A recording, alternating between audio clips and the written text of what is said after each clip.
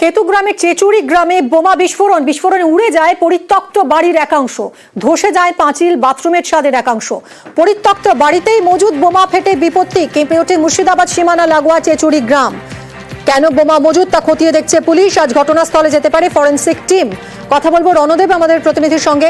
Ranadeb, forensic team কখন যাবে? কি ধরনের বিস্ফোরক মজুদ ছিল? কিভাবে হলো বিস্ফোরণ, কিছু জানা যাচ্ছে?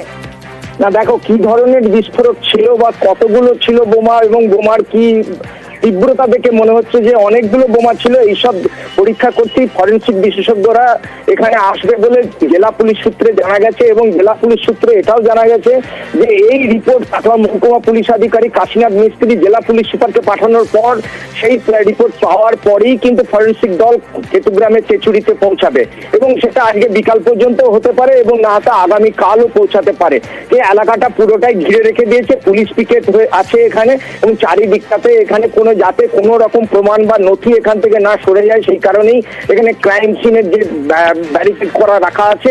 আর একটা উল্লেখযোগ্য বিষয়, গ্রামের মানুষ কিন্তু ক্রমশ ভয় বা আতঙ্ক কাটিয়ে রাস্তায় বের হতে শুরু করেছে, কিন্তু গ্রামের মানুষের মধ্যে একটা চাপা আতঙ্ক রয়ে গেছে যে আরো কোনো বোমা আছে কিনা এলাকায়।